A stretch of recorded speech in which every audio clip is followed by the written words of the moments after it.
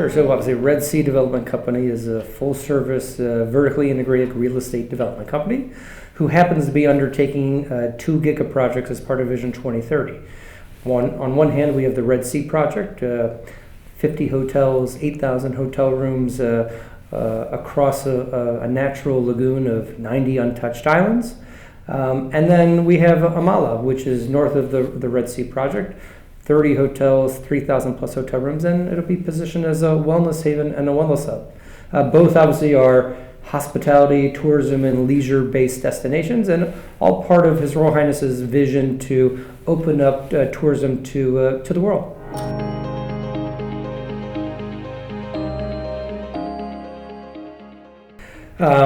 So obviously, it's very rare that you get an opportunity to work on these projects of size and scale. And listen, I've been fortunate over my career. I've gotten to work on some fairly ambitious projects.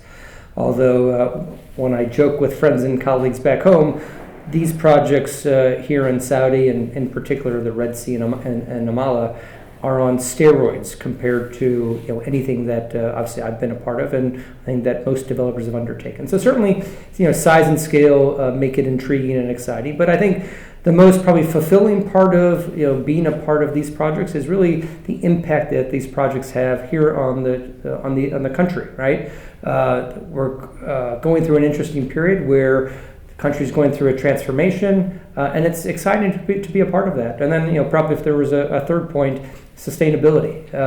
Very rare do you find developers who really take sustainability to its heart. And I think we're going to step beyond what anyone has done before. So sustainability historically been about preserving and protecting the environment. We're actually taking it a step further and looking to enhance the environment and focus on regeneration.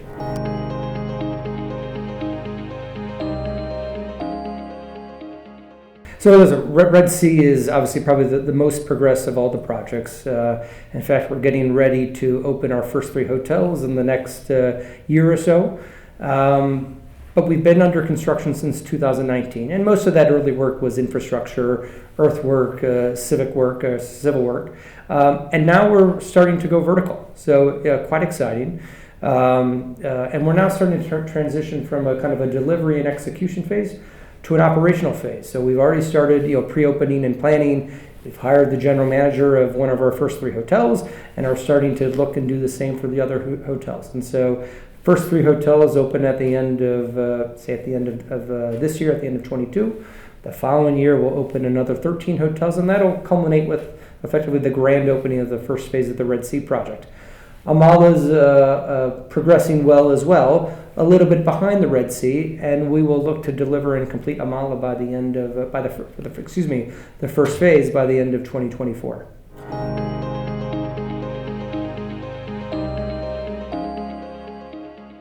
Yeah, absolutely. We're focused on sustainability, and obviously we do a lot on the environment front, but I think what maybe doesn't get enough press is what we do on the social side as well. So, Vision 2030 is about creating opportunities for Saudis, and we're doing our fair share and our part of it. So, as a company, our Saudization rate is just probably under 50%.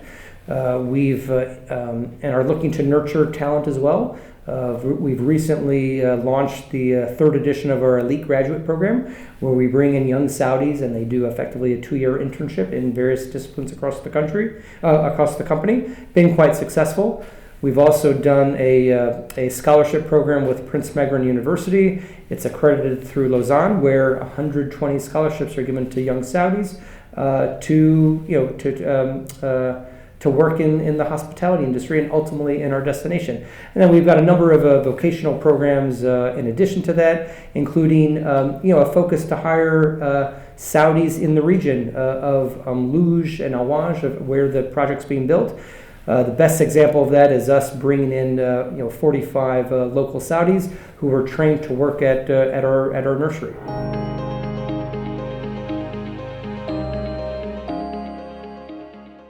And I'd probably first say to investors, those that have interest, to move quickly, because we're getting a tremendous amount of inbound interest, especially if they're following us on social media and they've been to our website. When they see the amount of progress that we've made in delivering and executing His Royal Highness's vision, they realize that this project is for real and it's happening. So there's an abundance of opportunities across commercial assets, across infrastructure assets.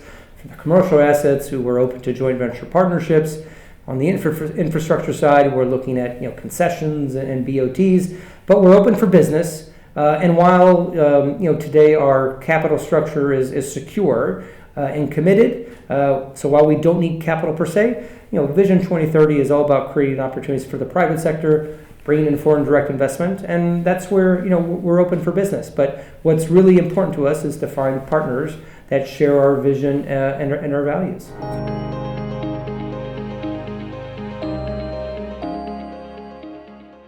Listen, this has been a wonderful platform for us to engage with the market, with investors, both here domestically, in the region, and globally. And it has been a wonderful opportunity for us to share more about our exciting projects.